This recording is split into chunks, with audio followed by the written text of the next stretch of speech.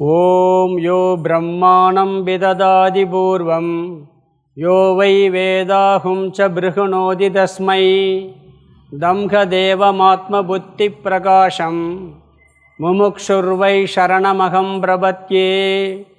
ஓம் நமோ பிரம்மாதிப்யோ பிரம்ம வித்யா சம்பிரதாய கர்த்ருப்யோ வம்ச ரிஷிப்யோ மகத்யோ நமோ குருப்யக சர்வோபப்ளவரஹிதக பிரஜானகணக பிரத்யகர்த்தோ பிரம்மைவாஹமஸ்மி. ஓம் பிரம்மானந்தம் பரமசுகதம் கேவலம் ஞானமூர்த்திம் துவந்த்வாதீதம் ககனசத்ருஷம் தத்துவமஸ்யாதிலக்ஷ்யம் ஏகம் நித்யம் விமலமஜலம் சர்வதி சாட்சிபூதம் பாவாதீதம் திரிகுணரகிதம் சத்குரும் தம் நமாமி. குருர் பிரம்மா குருர் விஷ்ணு குருர் தேவோ மகேஸ்வரக குரு சாட்சாத் பரம் பிரம்ம தஸ்மை ஸ்ரீ குரவே நமக. நாம் ஒவ்வொரு பௌர்ணமி அன்னைக்கும் திருக்குறளுக்கு விளக்கம் பார்த்துக்கிட்டு இருக்கோம். 3 பௌர்ணமிக்கு 3 அதிகாரம் பார்த்துருக்கோம்.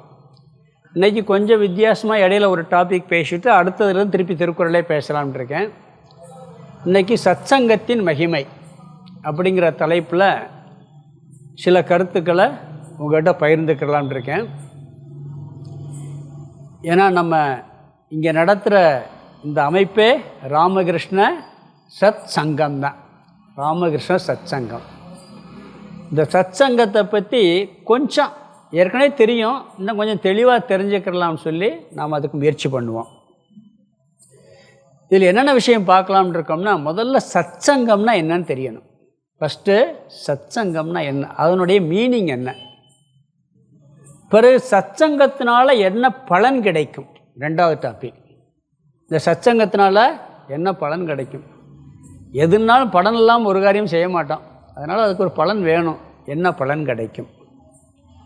இந்த சத்சங்கம் இல்லாததால் வரக்கூடிய தீமை என்ன, கெடுதலையும் தெரிஞ்சுக்கிறணும். பிறகு இந்த சத்சங்கத்தை எப்படி ஏற்படுத்தி கொள்ளுவது, 4 விஷயம். இந்த சத்சங்கத்துக்கு பொருள் என்ன, சத்சங்கத்தால் வரக்கூடிய நன்மை என்ன, சத்சங்கம் இல்லாததால் வரக்கூடிய தீமை என்ன, பிறகு இந்த சத்சங்கத்தை எப்படி வளர்த்து கொள்வது, இந்த 4 டாபிக். முதல்ல சத்சங்கம்னா என்னன்னு பார்க்கணும். சங்கம்னா என்ன, சேர்க்கை கூட்டம். சங்கம்னா என்னது, ஒரு சேர்க்கை கூட்டம்னு அர்த்தம். பலர் சேர்ந்த ஒரு அமைப்புக்கு பேர் சங்கம். வருத்தப்படாத வாலிபர் சங்கம்னு ஒரு சினிமா படமே வந்துச்சு. ராஷ்ட்ரிய ஸ்வயம் சேவக சங்கம் இருக்கா இல்லையா. சங்ககால புலவர்கள், சங்ககால வாழ்க்கையெல்லாம் சொல்கிறோம் நம்ம. 1ஆம் தமிழ் சங்கம், 2ஆம் தமிழ் சங்கம், 3ஆம் தமிழ் சங்கம்லாம் இருக்குது. 1ஆம் தமிழ் சங்கத்தில் சிவபெருமானும் முருகப்பெருமானுமே அந்த நடத்தினாங்களாம். அது ஏதோ ஒரு பேரில் சொல்லி சொல்கிறாங்க அதெல்லாம். பிறகு 2ஆம் தமிழ் சங்கம், 3ஆம் தமிழ் சங்கம். சங்கம்ங்கிறது முதல்ல ஒரு அமைப்பு. சங்கம்னாலே ஒரு அமைப்பு. எத்தனையோ சங்கங்கள் இருக்குது. இப்போ கொத்தனார் சங்கம் இருக்குது, விவசாயிகள் சங்கம் இருக்குது. அந்த விவசாயிகள் சேர்ந்த கூட்டம். சங்கம்னு என்ன, ஒரு கூட்டம், ஒரு அமைப்புக்கு பேர் சங்கம். அது மாதிரி ஒரு அமைப்பு. அந்த அமைப்பு எந்த அமைப்புமே ஸ்ட்ராங்காக இருந்துன்னு வச்சுங்களேன், ரொம்ப நாளைக்கு நிற்கும். மண்ணில் கட்டினா வீடு கொஞ்சம் நாளைக்கு இருக்கும். சிமெண்ட்டு காங்கிரீட் போட்டால் இன்னும் கொஞ்சம் நாளைக்கு இருக்கும். கருங்கல்ல கட்டினா கோயில் எத்தனை வருஷம் இருக்குது, அப்படி இருக்குது. கருங்கல்ல கட்டினது ஆர்எஸ்எஸ் அமைப்புன்னு நினைக்கிறேன். இன்றைக்கி நாட்டவே ஆள்ற அளவுக்கு ராஷ்ட்ரிய ஸ்வயம் சேவக சங்கத்தில் உருவானவங்கெல்லாம் வந்திருக்கிறாங்க. இந்த சங்கத்தை பற்றி, ஆர்எஸ்எஸ் அமைப்பை பற்றி கூட வெளியே சில பேர் குறை சொல்லலாம். இதே வெளியே குறை சொல்கிற திருமாவளவன், இவங்க கூட இவர் கிருஷ்ணசாமி கூட சங்கத்தை பற்றி, அதனுடைய கட்டுக்கோப்பு, அந்த அமைப்பை பற்றி அவ்வளோ உயர்வாக பேசியிருக்காங்க. இதில் இருக்கக்கூடிய அமைப்பு இருக்கே, இதனுடைய அவ்வளோ உயர்வாக பேசியிருக்காங்க. அந்த வீடியோலாம் இருக்குது.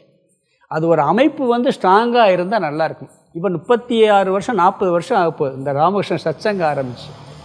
இதுவும் நடந்துக்கிட்டு இருக்கு. அது கடவுளுடைய அனுகிரகம், அதனுடைய நடக்கிற விதம், இதை வச்சு அந்த சங்கம் ஸ்ட்ராங்காக இருக்கும். சங்கம்னா முதல்ல கூட்டு அமைப்பு. சத்துனா என்ன? எத்தனையோ சங்கம் இருக்குது, அதுக்கு சத் சங்கம்னு பேர் இல்லை. ஆனால் நம்ம என்ன பண்ணுறோம்? சத் சங்கம் அப்படின்னு ஒரு சொல்கிறோம். சங்கம்னா எல்லாம் சேர்ந்த ஒரு கூட்டு அமைப்பு. சத்துனா என்ன அர்த்தம்னா அதுக்கு நிறைய இருக்குது. சத்தியம் அப்படிங்கிற அர்த்தம் இருக்குது. உண்மைங்கிறதுக்கு சத்துன்னு பேர். சத் சித் ஆனந்தம் அப்படின்னு சொல்லுவோம். சத்து சித்து ஆனந்தம், அங்கே ஒரு சத்து வரும். சத்தியமும் ஜீவனுமாக இருக்கிறார்னு கூட எழுதி போட்டிருப்பாங்க. அது நம்ம வார்த்தை, இயேசுநாதர் வார்த்தை இல்லை. சத்து சித்துங்கிறத சத்தியமும் ஜீவனும் சொல்லியிருக்காங்க அவங்க. இதே வார்த்தை தான் காப்பி நிறையா. இந்த சத்து அப்படின்னா ஆத்மாவுக்கே ஒரு பொருள் இருக்குது. ஆத்மா பிரம்மனுக்கு சத்துன்னு ஒரு பேர் இருக்குது. நலம் தரும் விஷயத்துக்கு சத்துன்னு பேர் இருக்குது. நன்மைங்கிறதுக்கு சத்துன்னு பேர் இருக்குது. அதனால் அந்த சத்து அப்படிங்கிறது பல பொருள் கொடுக்கும். முக்கியமாக நலம் தரும் விஷயங்கள், நன்மையை தருவது. இந்த நன்மையை தருவது நலம் தரும் விஷயங்களில் நல்ல பண்புகளுடன் போனால் அந்த சத்பொருள், சத்துன்னு என்ன? அழியாத எப்பொழுதும் இருக்கக்கூடிய அந்த பிரம்மத்தை அறியலாம்ங்கிற சொல்லுவாங்க. அந்த பிரம்மத்துக்கு சத்துன்னு பேர், ஆத்மாவுக்கு சத்துன்னு பேர். அப்போ இந்த சத் சங்கம்னா என்னென்னா, நல்ல விஷயங்களை பேசி நல்ல பண்புகளை வளர்த்து, அந்த நல்ல பண்புகளை வளர்த்து சத்பொருளை அடைவதற்காக இருக்கக்கூடிய அமைப்புக்கு பேர் சத் சங்கம். நல்லவர்களுடைய சேர்க்கை, நல்ல பண்புகளை வளர்க்கக்கூடிய ஒரு அமைப்பு, நல்ல சிந்தனைகளை வளர்க்கிறது, தீய பண்புகளை விளக்கிறது, இதெல்லாம் சத்துன்னு பேர். இப்படி உருவாகக்கூடிய ஒரு அமைப்புக்கு பேர் சத் சங்கம்னு பேர். பிருகதாரண்ய உபனிஷத்தில் ஒரு மந்திரம் இருக்குது. ஓம் அசதோமா சத்கமய, பொய்யிலிருந்து என்னை உண்மைக்கு அழைத்து செல்வாயாக. அசதோமா சத்கமய.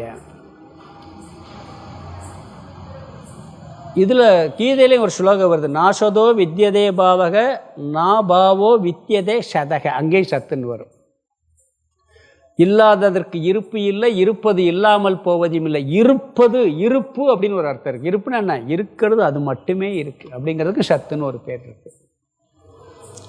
எப்பொருள் எத்தன்மை தாயினும் அப்பொருள் மெய்ப்பொருள் காண்பதறியும் இருப்பதில் அந்த மெய்ப்பொருளுக்கு பேர் சத்துன்னு ஒரு பேர். சத் சங்கம்னா மெய்ப்பொருளை அறிவதற்காக, மெய்ப்பொருளை உணர்வதற்காக, அந்த பிரம்ம தத்துவத்தை அறிவதற்காக நற்பண்புகளையும் நல்ல குணங்களையும் நல்ல வாழ்க்கையையும் எது ஏற்படுத்தி கொடுக்குமோ அதுக்கு பேர் சத் சங்கம்னு பேர். இதுதான் சத் சங்கத்தினுடைய டிரான்ஸ்லேஷன். பிறகு சத் சங்கத்தினுடைய பலன் என்ன? ராமகிருஷ்ண பரமஹம்சர்கிட்ட ஒருத்தர் கேட்பார். நிறைய கேள்வி வரும். அதில் ஒரு கேள்வி, இவ்வுலக இன்னல்களில் இருந்து விலகிக் கொள்வதற்கு வழி கூறுங்கள் ஐயனேன்னு ஒருத்தர் கேள்வி கேட்கிறார். அதுக்கு ராமகிருஷ்ணன் சொல்கிற பதில் சத் சங்கம் அப்படிம்பார்.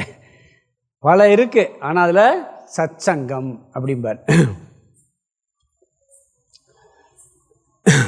நாரதர் இந்த சச்சங்கத்தில் நல்லவருடைய தொடர்பெல்லாம் இருக்கும்.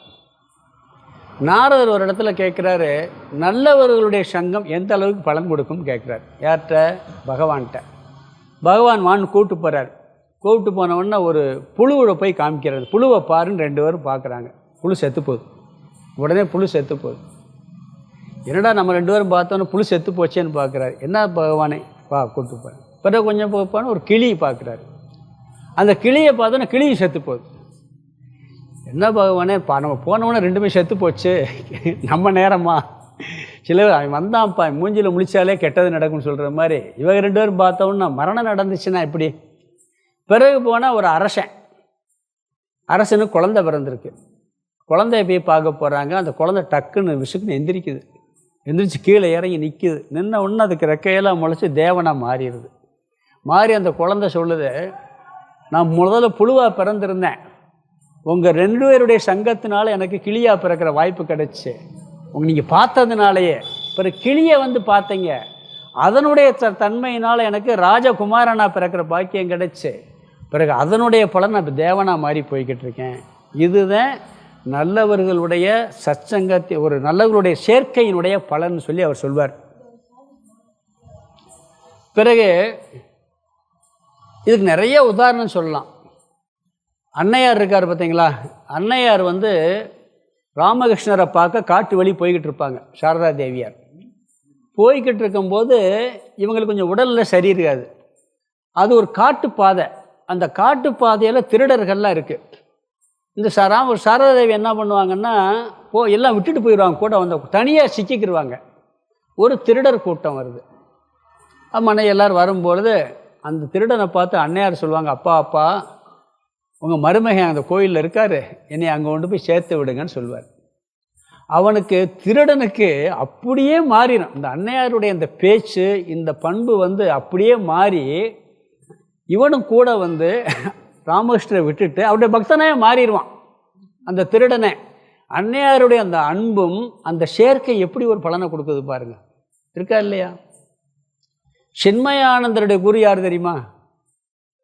சின்மயானந்தருடைய குரு சிவானந்தர். இவர் ஒரு பத்திரிகை ரிப்போர்ட்டர். யார்? சின்மயானந்தர். அவர்கிட்ட போய் எப்படி பத்திரிகை ரிப்போர்ட் எடுத்தார் தெரியுமா? உங்கள்கிட்ட பேட்டி காணணும்னு கேட்குறாரு சின்மயானந்தர் சிவானந்தர்கிட்ட. ரிஷிகேஷ் சிவானந்தர். ராமகிருஷ்ணன்ட்ட ஒரு சிவானந்தர் இருக்கார், அவர் இல்லை, அவர் விவேகானந்தருடைய சிஷியர். போட்டவொடனே போயிட்டு சேரை போட்டு எழுத்தாப்பில் கால் மேலே காலை போட்டு ஒரு சிகரெட்டை பற்ற வச்சு குடிச்சிக்கிட்டு சொல்லுங்கன்னு எடுத்தாராம் பேட்டி. சிகரெட்டை ஊதிகள் சின்மயானந்தர். எல்லாம் அவர் சிவானந்தர் பேசாமல் இருங்கன்ட்டாராம். ஒரு சன்னியாசி, அவர் முன்னாடி இவருக்கு அது ஒரு கல்ச்சரே தெரியலை.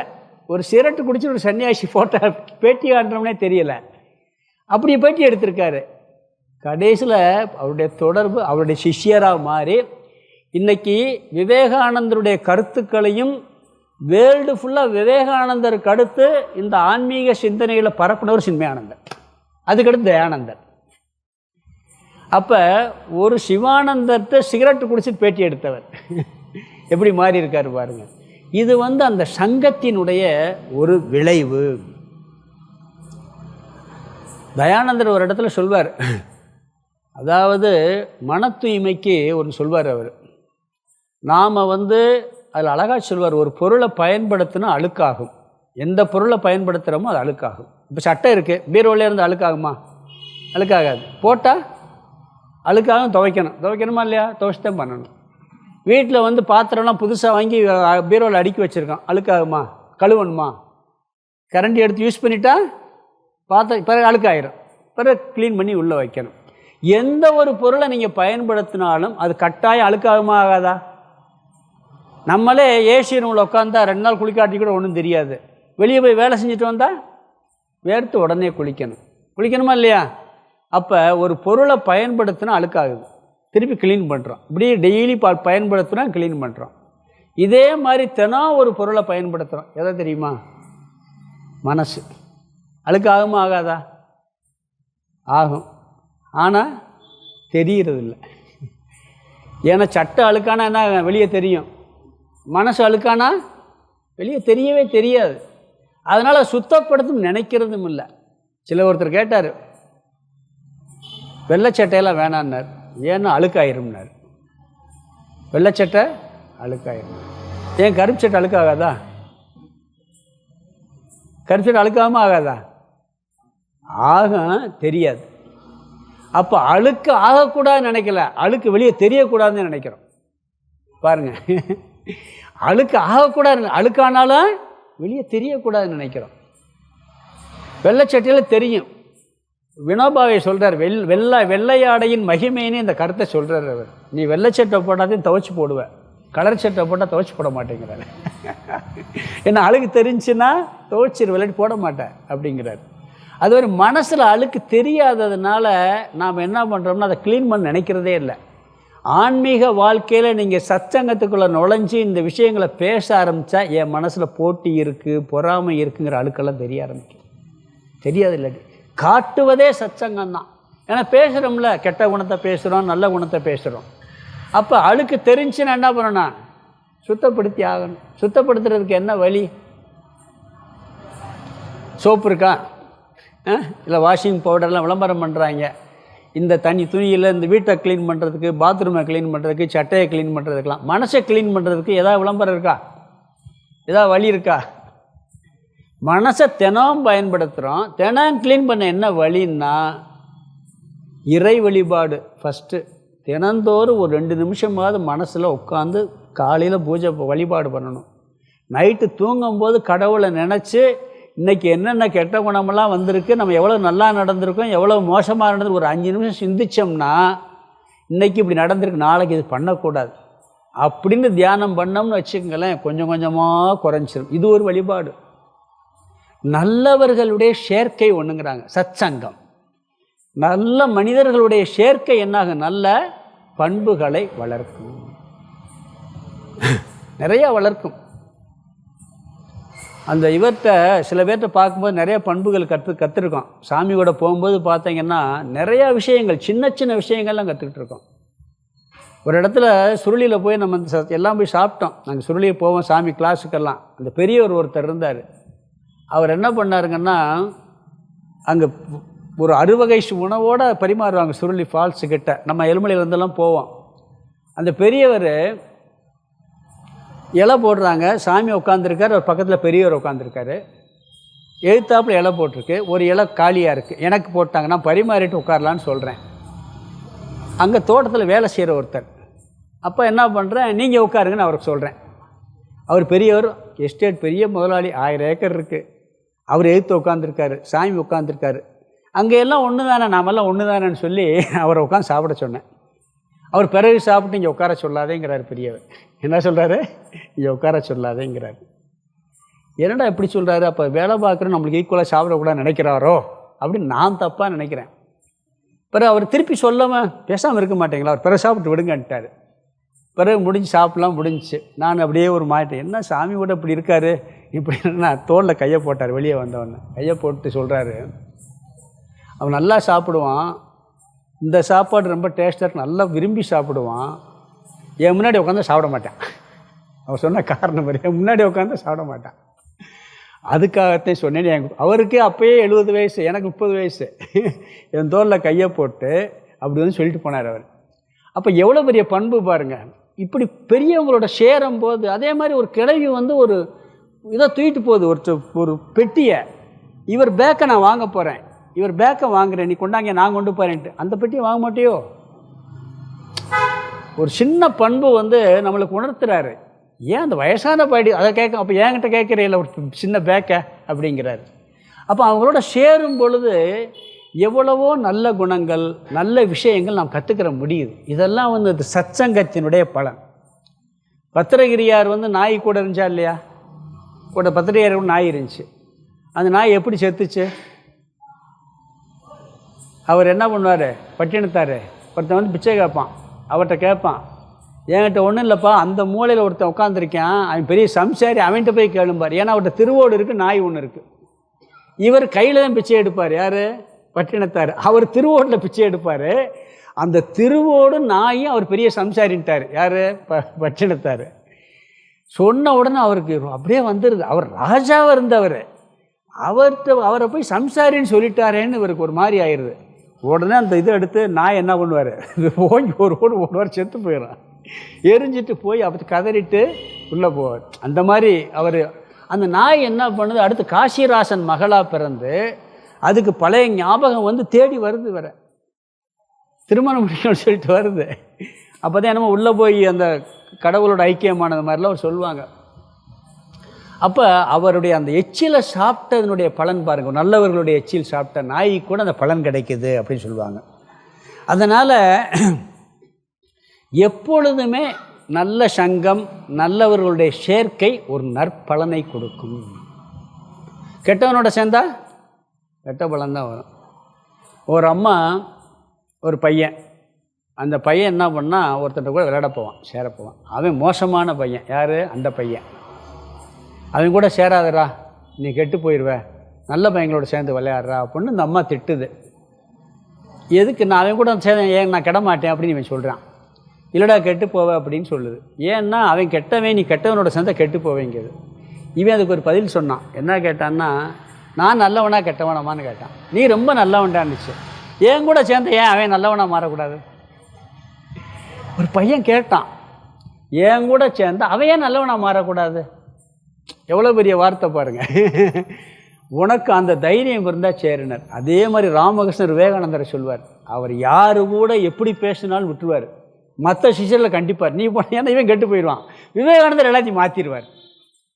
புரியுதுங்களா? நம்மளுடைய மனசு ஸ்ட்ராங்காக இருந்தால் ஒரு நிலையில் இருந்தால் பண்ணலாம். இல்லாட்டி அது வரைக்கும் அந்த சத்சங்கம் நல்லவருடைய இணக்கம் கட்டாயம் இருந்ததுன்னு சொன்னால் அது நம்மளுக்கு நல்ல பலனை தரும்.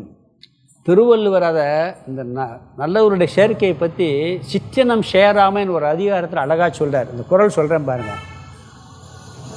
மனம் தூயாருக்கு எச்சம் நன்றாகும், இனம் தூயாருக்கு இல்லை நன்றாகா வினை. மன தூய்மை பெற்றவர்கள் புகழ் பெறுவார்கள். மன தூய்மை இருந்தால் புகழ் மட்டும் கிடைக்கும். நல்ல தொடர்புகள் பெற்றவருக்கு எல்லா காரியங்களும் நல்லபடியாக முடியுங்கிறார்.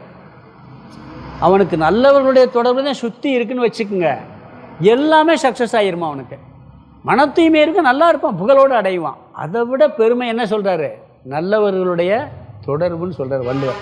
அடுத்து ஒரு குறள் பாருங்கள். மனநலம் மண்ணுயிர் காக்கம், இனநலம் எல்லா புகழும் தரும். அதாவது நல்ல மனம் உயிரின் செல்வத்தை தேடித்தரும், நல்லினச் சேர்க்கை எல்லா புகழையும் தருமா. எப்படி பாருங்கள், செல்வத்தை கொடுக்கும், இது நல்லா எல்லா புகழையும் தேடித்தருங்கிறார். மனநலம் நன்குடையராயினும் சான்றோருக்கு இனநலம் ஏமா படைத்து.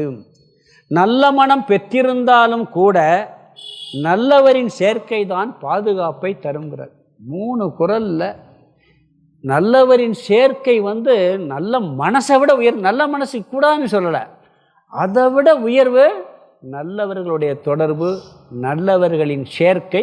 இதுதான் சத்சங்கத்தினுடைய பலன். இது வள்ளுவரே சொல்லியிருக்கிறார். பிறகு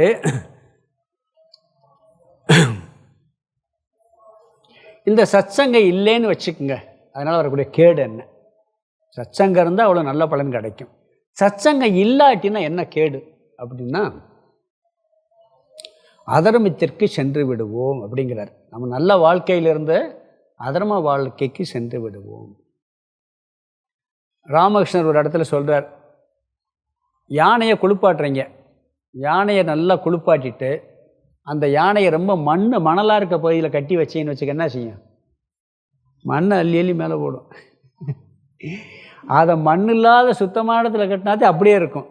அது திருப்பி மண் உள்ள கட்டத்தில் கட்டினா என்ன ஆகும்? திருப்பி மண்ணை வாரி இறைக்கும். அப்படி என்னதே நம்ம நல்லா இருந்துட்டு போனாலும் இந்த சத்சங்கம் இல்லாமல் வேறு பக்கம் போயிடுச்சுன்னு சொன்னால் என்ன பண்ணோம்? அது நம்மளை கெடுத்து குட்டிச்சவர் ஆக்கிங்கிற. கெட்டவர்களின் தொடர்பு நல்லவர்களையும் மாற்றிவிடும். ராமகிருஷ்ணர் பரமஹம்சர் அவரே பாருங்கள், ஒரு இடத்துல விவேகானந்தர் தண்ணி கொண்டு வர சொல்வார். விவேகானந்தர் அங்கே இருக்கிற ஒருத்தர் இங்கே வா, ஒரு சொம்பில் தண்ணி எடுத்து ராமகிருஷ்ணர் கொடும்பார். ராமகிருஷ்ணர் வாங்கி பக்கத்துக்கு அங்கே வச்சிருன்ட்டுருவார், குடிக்க மாட்டார். கொஞ்ச நேரம் கழித்து அவரை நீ போய் இந்த தண்ணியை கீழே ஊற்றிட்டு கழுவிட்டு நீ கொண்டு வாம்பார். என்னடா இதை இவர் இப்படி சொல்கிறார், ஏன் அதை சாப்பிடலைன்ட்டு பிறகு இவர் கொண்டாந்து கொடுத்துருவார், சாப்பிட்ருவார். பிறகு பார்த்தா அந்த தண்ணி கொண்டு வந்து கொடுத்தான் பாருங்கள், பஞ்சமாக பாதகனா, இருக்கிறதுலே மோசமானவனா. அது இவர் புரிஞ்சிருக்கு. அதனால் அதை அதாவது அந்த கெட்டவர்களுடைய உணவு மனசை கூட பாதிக்கும். கெட்ட சங்கம் இது ராமகிருஷ்ணர் சுட்டி காட்டுறதுக்காக பண்ணியிருக்காரும்பார். இதே நம்ம பார்க்குறோம், ராமாயண மகாபாரதத்தில் பார்க்குறோம். ராமாயணத்தில் கும்பகர்ணன் கதி என்னாச்சு? அவன் ராவணனோட சேர்ந்தான், அழிஞ்சான். விபீஷண ராமரோட சேர்ந்து புகழ் பெற்றான். சரி, பீஷ்மர் நல்லவரா கெட்டவரா? பீஷ்மர் உண்மையிலே நல்லவரா கெட்டவரா? நல்லவர் தானே. துரோணாச்சாரியார் நல்லவரா கெட்டவரா? நல்லவர் தான். 2 பேரும் நல்லவங்க தானே. கர்ணன் கூட எப்படி ஆள், எவ்வளோ தானம் பண்ணுறான். ஆனால் துயிலீரையும் போது பார்த்தீங்களா, அவன் போட்ட சாப்பாடை சாப்பிட்டோம்ட்டு அவனுக்கு கட்டுப்பட்டு ஒருத்தன் கூட ஒன்றும் பண்ணல. தீயவர்கள் பக்கம் சேர்ந்து எல்லாருமே அழிஞ்சாங்க.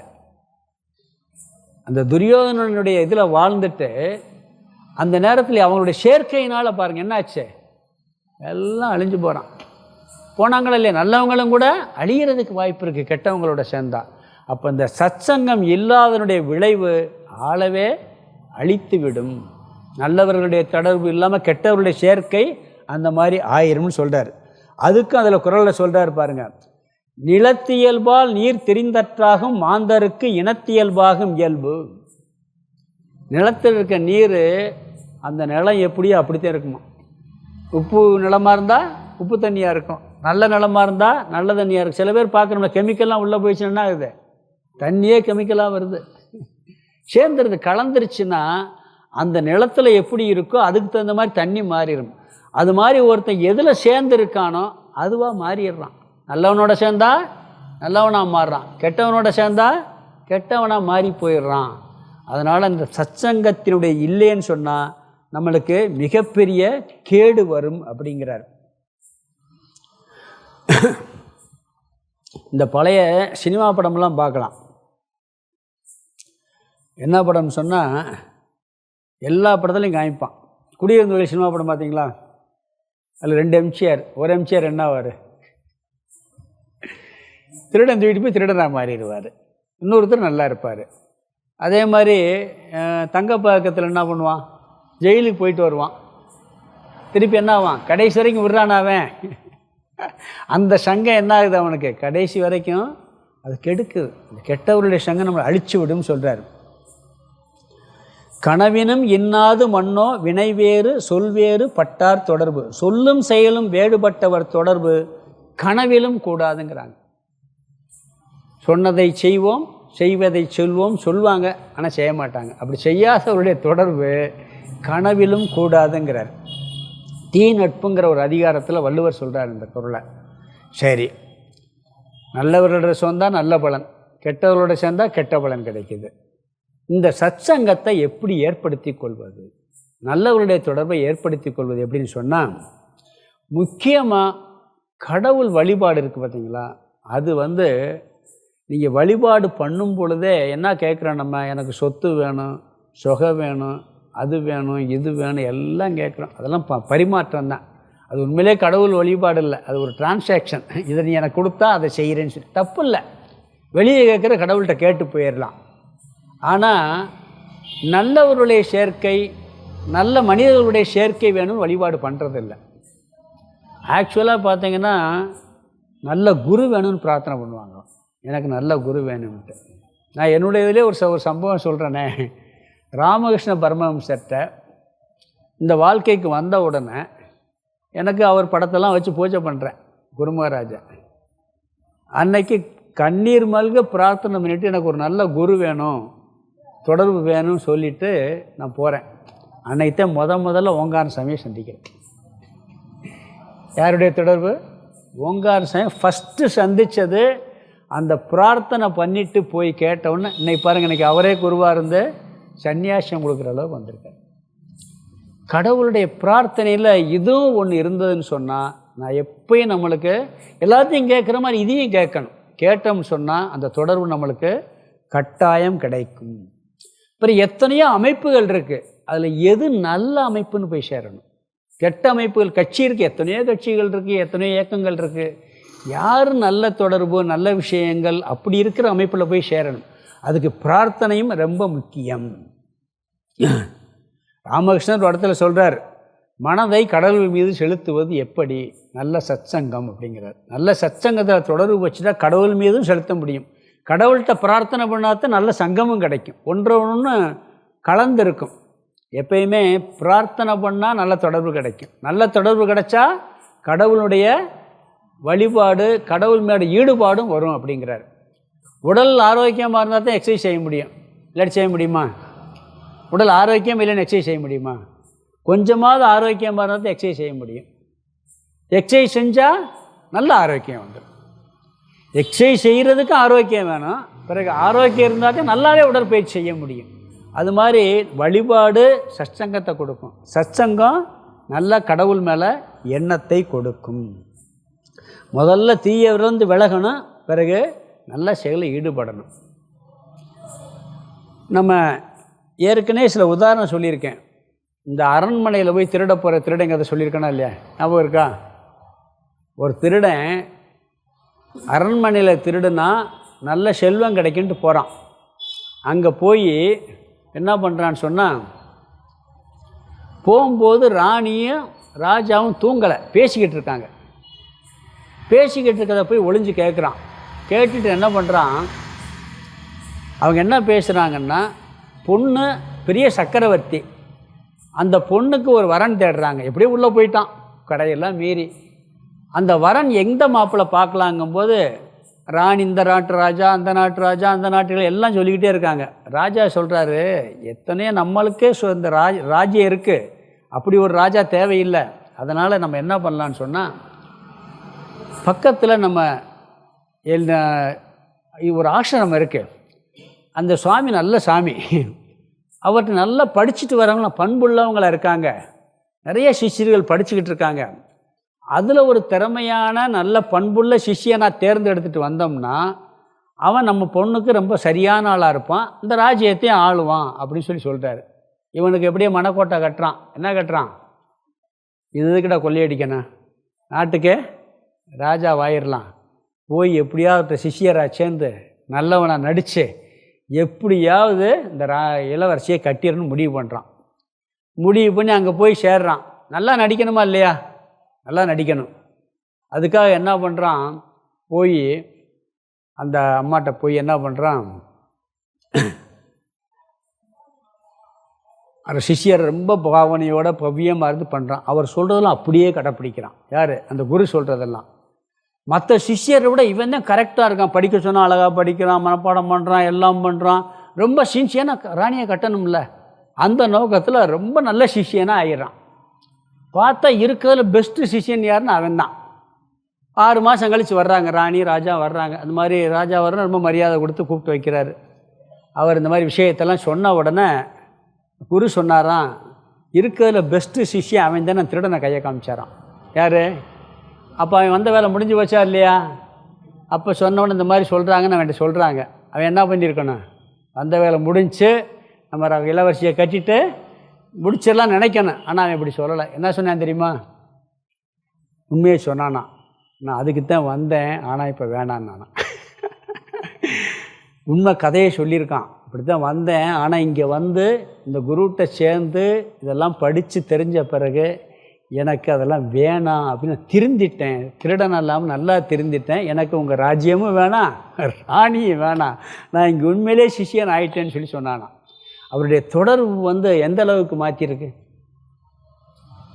அதனால் எப்பொழுதுமே தீயவருடைய தொடர்பு தீயதாக மாற்றும், நல்லவருடைய தொடர்பு நல்லதாக மாற்றும்.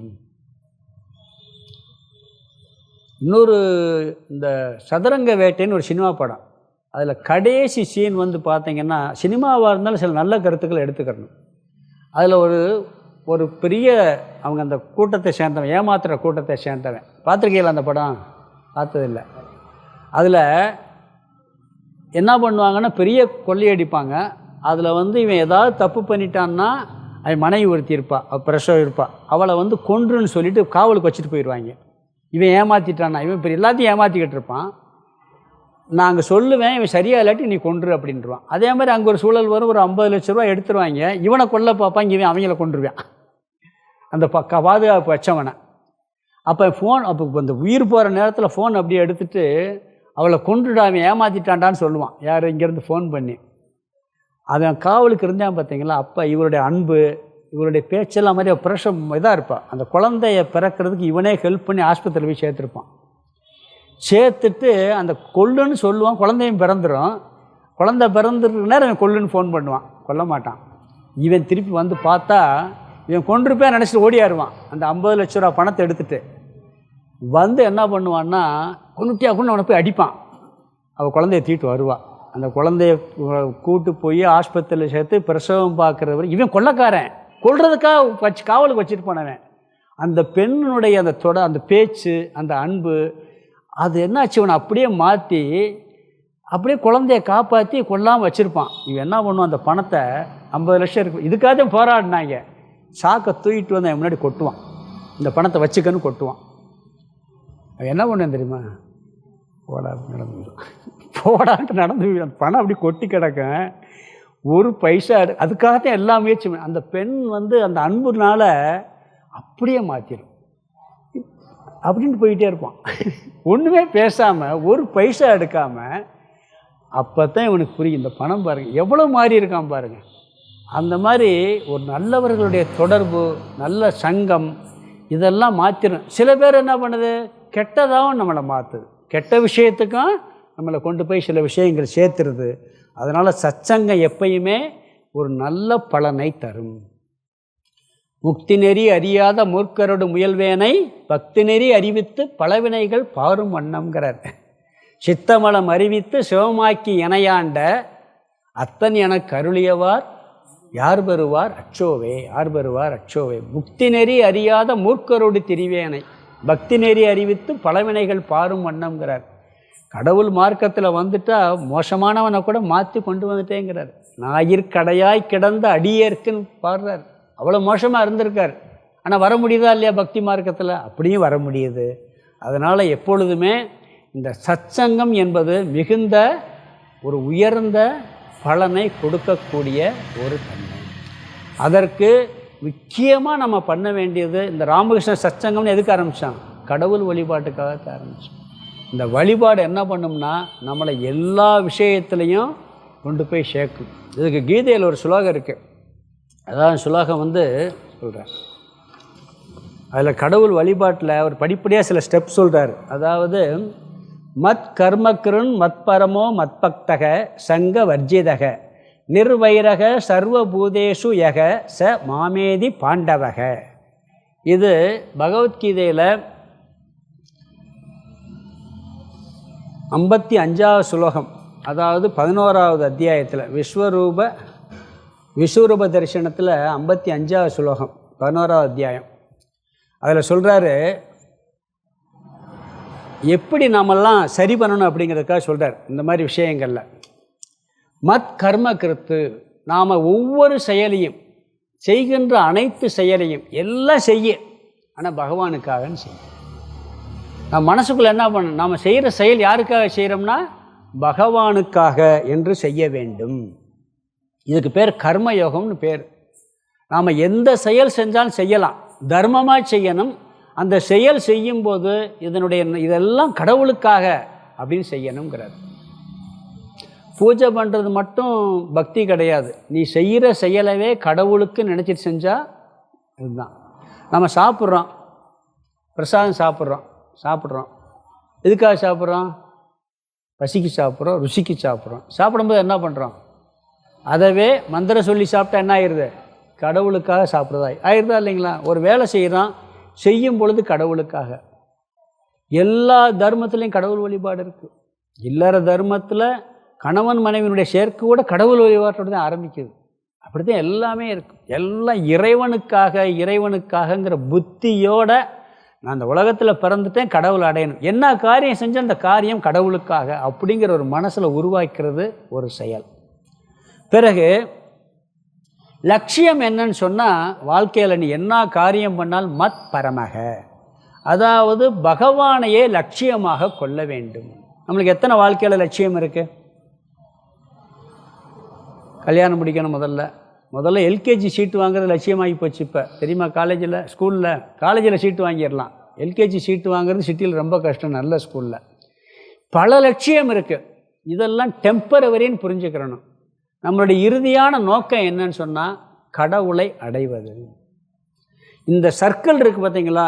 எப்போ நீ கடவுள் தத்துவத்தை உணர்கிறையோ அப்பொழுது தான் உன்னுடைய இந்த சுழற்சியே நிற்குங்கிறாங்க. அதனால் நீ என்ன காரியம் பண்ண கடவுளுக்காக செய்ய. நோக்கம் பணம் சம்பாதிக்கிறது நோக்கம், ஒரு பதவி அடைகிறது நோக்கம். இதெல்லாம் டெம்பரவரின்னு புரிஞ்சுக்கிறணும். என்னுடைய வாழ்க்கையில் இறுதியில் அடைய வேண்டியது யாரை? கடவுளை, பகவானை. அங்கே தான் நிறைவு வருது, முற்றுப்புள்ளி வருது. இல்லாட்டி இந்த பிறவிக்கு முற்றுப்புள்ளியே இல்லை. அப்போ நம்ம என்ன பண்ணோம்னா, இப்போ என்ன பண்ணுவோம் தெரியுங்களா? ஒரு சம்பாதிக்கணும், ஒரு பெரிய லட்சியத்தை அடையலாம். இல்லை ஒருத்தர் பெரிய பதவி அடையணும். அந்த பதவி அடையிறதுக்கு எல்லா முயற்சியும் பண்ணும்போது குடும்பத்தை காப்பாற்றாமல் இருக்கானா? குடும்பத்தை காப்பாற்றுறான், குழந்தைகளை வளர்க்குறான், குடும்பத்தை காப்பாற்றுறான், நண்பர்களுக்கு உதவி செய்கிறான். ஆனால் நோக்கம் என்ன இருக்குது? நான் அந்த பதவி அடையணும், ஒரு ஐஏஎஸ் ஆகுன்னு நினைக்கிறான். இல்லை ஐஏஎஸ்ஏ கலெக்டராக நினைக்கிறான். அந்த கலெக்டருங்கிற லட்சியம் மனசில் இருக்கும். ஆனால் மற்ற விஷயங்கள்லாம் இல்லாமல் போகாது. அது என்ன இருக்கும்?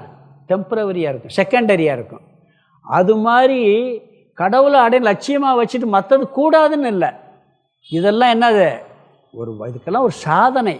உலக வாழ்க்கைக்கு வாழ்வதற்கான சாதனை. இறுதி லட்சியம் என்ன? கடவுளை அடைய வேண்டும் அப்படிங்கிறது கரெக்டாக இருக்கணும். ராமகிருஷ்ணர் சொல்லுவார்ல, அதாவது ஒரு கையில் குத்திக்கிட்டு இருப்பாங்க, குத்திக்கிட்டு இருக்கும்போது தள்ளிக்கிட்டே இருப்பாப்புல. இங்கிட்டு ஒருத்தன்ட்ட வியாபாரம் நடந்துக்கிட்டு, இங்கிட்டு ஒருத்தன் பேசிக்கிட்டு இருப்பான், எல்லா விவகாரம் பண்ணிக்கிட்டு இருக்கான். ஆனால் அந்த கை என்ன பண்ணான், தள்ளி விட்டுட்டு உலக்கையில் பற்றக்கூடாதுன்னு இருக்கும். கவனம் பூரா அதில் இருக்கும். நீ உலக விவகாரமெல்லாம் பண்ண, கவனம் பூரா பகவான்கிட்ட இருக்கட்டும். தூணை பிடிச்சிக்கிட்டு குழந்தை சுற்றுச்சுன்னா விழுகாது, கயிறை கட்டி சுற்றுச்சுன்னா விழுகாது. புரியுதா? அது மாதிரி அப்பா கையை பிடிச்சி நடந்தால் விழுக மாட்டான். இது விட என்ன பண்ண தெரியுமா, அப்பா கையை பிடிச்சி நடக்கிறத விட அப்பா நம்ம கையை பிடிக்க வைக்கணும் கடவுள்கிட்ட. நம்ம அப்பா கையை பிடிச்சி போகிறோம் விட்டுருவோம். அப்பா நம்ம கையை பிடிச்சிட்டா, குழந்தை கையை பிடிச்சிட்டா விழுக முடியாது. பகவான் கையை முதல் நம்ம பிடிக்கணும். பிறகு என்ன பண்ணுவார் பகவான், நம்ம கையை பிடிச்சிக்கிறார். பிடிச்ச பிறகு நம்ம வாட்டுக்க இந்த வாழ்க்கையை வாழலாம். அப்படி கடவுளே லட்சியமாக கொள்ள வேண்டும். மத் பரமக மத் பக்தகங்கிற, எப்பொழுதும் மற்றதை நினைக்கிறத விட பகவானையே நினைத்து கொண்டு இருக்க வேண்டும். மனசில் யாரை நினைக்கணும், பகவானை அதிகமாக நினைக்கணும். நாம் எதுக்கு நினைக்கிறோம் பகவானை, லட்சியமும் பகவானும் கிடையாது. கோயிலுக்கு போனால் என்ன பண்ணுறான், கடவுள்கிட்ட என்ன கேட்குறான், நீ இதை கொடுத்தா உனக்கு 108 சதுரதாங்க உடைக்கிறேங்கிறோம். இதைத்தான் கேட்குறோம். கடவுளை வேணும்னு யாரும் கடவுள்கிட்ட கேட்குறதே கிடையாது. உலக விஷயங்களை நீங்கள் ஈடுபட்டீங்கன்னா அந்த கடவுளை இருக்கலாம். இறுதி லட்சியம் அதுன்னு நினச்சிக்கிட்டு பண்ணோம்னு சொன்னால் கரெக்டாக அடைய முடியுங்கிறார். என்னையே லட்சியமாக கொண்டு அப்படிங்கிறார். இதுக்கு ஒரு சின்மயானந்தர் ஒரு கதை சொல்லியிருந்தார். என்னென்னா, ஒரு நாட்டில் ராஜாவுக்கு வாரிசு இல்லை. ஒரு நாட்டில் ராஜாவுக்கு வாரிசு இல்லை. அந்த வாரிசு இல்லைன்னு சொன்ன உடனே அதுக்கு தேர்ந்தெடுக்கணும். அப்போ என்ன பண்ணுறாரு, ஒரு 5 மைல் சுற்றளவுக்கு கேளிக்கைகள்லாம் நிறைய போட்டு, அங்கே டான்ஸ் நடக்கும், இங்கே அது நடக்கும், இது நடக்கும், இப்படி பல விஷயங்கள் இருக்குது, எல்லாம் நடந்துக்கிட்டு இருக்கும். அதுக்கு இடையில் நான் இருப்பேன். அந்த அந்த அந்த கேளிக்கை நடத்துகிற இடத்துக்குள்ள நான் இருப்பேன். என்னை எவன் கண்டுபிடிக்கிறானோ அவன் தான் அந்த நாட்டுக்கு அடுத்த ராஜா வாரிசுன்னு அவர் அறிவிக்கிறார். அங்கே பார்த்தா அவ்வளவு நிகழ்ச்சிகள், உணவுகள், அது இது, இந்த இந்திரிய சுகத்துக்கு வேண்டியான அத்தனை நிகழ்ச்சிகளும் அந்த 5 மைல் சுற்றளவுக்குள்ள நடக்குது. எதில் நடக்குது, அந்த எல்லாம் நடக்குது. ஊர் பூரா திரண்டு வருது, பார்க்குது, தேடிக்கிட்டே இருப்பாங்க. அங்கிட்டு ஒரு நிகழ்ச்சி நடக்கும், அங்கே போயிட ஆர்வம். அப்புறம் இங்கிட்டு போனால் சாப்பாடு, அருமையான சாப்பாடு போட்டுக்கிட்டு இருப்போம், அதில் போயிடும் கவனம். ஒருத்தனுக்கு இசை கச்சேரி, ஒருத்தனுக்கு நாடகம், எல்லா நிகழ்ச்சியும் நடக்குது. தேடுவான் கொஞ்ச நேரம், பிறகு என்ன பண்ணுவான், அதில் உள்ளே போயிடுவான். எல்லாம் இப்படியே ஓடிக்கிட்டு இருக்கு. ஒரு வாரம் ஆச்சு, கண்டுபிடிக்கலை. ஒருத்தன் மட்டும் பார்த்துக்கிட்டே இருக்கான். அங்கே ஒரு கோயிலும் கட்டியிருக்கு. எல்லாம் கோயிலுக்குள்ளேயும் போவான். இப்போ சாமியை பார்த்து சாமியை கூப்பிட்டு வந்துடுவான். அது கூட அவனுக்கு முடியலை. இவனுக்கு ஒருத்தன் என்ன பண்ணுறான், இந்த இதில் எல்லாம் பார்க்கல, அந்த நிகழ்ச்சிகளை பார்க்க மாட்டான். இதுக்குள்ளே எங்கேயா ஒளிஞ்சிருக்காரான்னு பார்ப்பான். நிகழ்ச்சிகளை போகாது, எல்லாம் பார்த்து கோயிலுக்குள்ளேயும் போகிறான். கடவுளை மட்டும் பார்க்கலாமே, பார்த்துட்டு அதுலேயே பார்க்குறான். ஒரு கல் ஒரு வித்தியாசமாக தெரியுது, எனக்கு நகட்டான், நகன்றது. நகண்டா உள்ள ஒரு பெரிய சுரங்கப்பாதை, அதில் உள்ளே போனால் உள்ள ஒரு பெரிய அரண்மனை மாதிரி இருக்குது. அப்படியே ஜெகஜோதியாக இருக்குது. சிம்மாசனத்தில் ராஜா உள்ளே உட்காந்துருக்காரு. கண்டுபிடிச்சிட்டான். கண்டுபிடிச்சவன் என்னாச்சு, அவனுக்கு அந்த ராஜ்யத்தை கொடுத்தாரு அவர். அப்போ எல்லாருடைய கவனம் எங்கே போச்சு, இவன் அங்கே சுற்றினான், இவனை எல்லாத்துக்கும் போனான். ஆனால் மைண்டு என்னங்க இருந்துச்சு, அவரை கண்டுபிடிக்கணுங்கன்னு பிறளவே இல்லை. அப்படி ஒரு சிந்தனையோடு நம்ம அந்த உலக வாழ்க்கையில் வாழ்ந்தோம்னு சொன்னால் அந்த லட்சியத்தை அடைஞ்சா பார்த்தீங்களா, அப்படி அடைய முடியும். இப்படி கடவுளை கதியாக கொண்டு இருந்தால் அதை அடைய முடியும் அப்படிங்கிறார். அடுத்தது, வெளி விஷயங்களில் அதிக பற்றில்லாமல் வெறுப்பில்லாமல் இருக்க வேண்டும். பற்றில்லாமலும் இருக்க வேண்டும், வெறுப்பில்லாமலும் இருக்க வேண்டும். விவகாரம் பண்ணும் பொழுது எப்பயுமே பார்த்தா ஒன்று பற்று வரும், இல்லாட்டி வெறுப்பு வரும். மாமியார் மேலே மருமகளுக்கு வெறுப்பு வரும், அம்மா மேலே பற்று வரும். வருமா இல்லையா? ஒன்றில் பற்று, ஒன்றில் வெறுப்பு. இது ரெண்டும் இருக்கக்கூடாது. எந்த விஷயம் எடுத்தாலும் ஒன்று விருப்பு வரும், வெறுப்பு வரும். கடமைன்னு எடுத்தாச்சுன்னா விருப்பு வெறுப்பு இல்லாமல் இருக்கணுங்கிறார் பகவான், சொல்கிறார். அது இப்படியெல்லாம் நம்ம காரியங்களை செய்து இறைவனே கதின்னு சொல்லி இருந்தோம்னு சொன்னால் நம்ம அந்த கடவுளையும் அடைய முடியும். அதற்கு இந்த சத்சங்கம் நன்கு துணை புரியும். ஆகவே நம்ம என்ன பண்ணணும், சத்சங்கம்னா என்னன்னு பார்த்தோம், நல்ல சங்கம், நல்லவர்களுடைய தொடர்பு, கடவுளை பற்றிய விஷயங்களை பேசக்கூடிய ஒரு அமைப்பு, நல்ல பண்புகளை உருவாக்கக்கூடிய ஒரு அமைப்புக்கு பேர் சத்சங்கம்னு பேர். இதனுடைய பலன் என்ன வரும்னு சொன்னால் மன தூய்மை கிடைக்கும், நற்பண்புகள் கிடைக்கும், கடவுளை அடைவதற்கு வழி கிடைக்கும், பக்தி கிடைக்கும். இதெல்லாம் பார்த்தோம் நம்ம. பிறகு இது வரலன்னா என்ன ஆகுனா ஆள் அழிஞ்சிருவான். கேடு என்ன, கேட்டவருடைய தொடர்பு போச்சுன்னா வேறு மாதிரி போயிடும். இதை அடைவதற்கு வழியும் என்னென்னா இறை வழிபாடு. இறைவனே கதியாக கொண்டு நாம் இறைவனை பிரார்த்தனை பண்ணால் நல்லபடியாக கிடைக்கும். அந்த பிரார்த்தனையில் எப்படி பண்ணணும்னு சொல்லியிருக்கேன். கடவுளையே கதியாக கொள்ளணும், கர்மயோகமாக செய்யணும், எதை செஞ்சாலும் கடவுள் வழிபாட்டோடு செய்யணும், விருப்பு வெறுப்பு இல்லாமல் செய்யணும். இதெல்லாம் பண்ணணும்னு சொன்னால் நாம் நல்ல நிலையை அடைஞ்சு பிறவா நிலையை அடையலாம். இதோடு முடிச்சுக்கிடலாம்.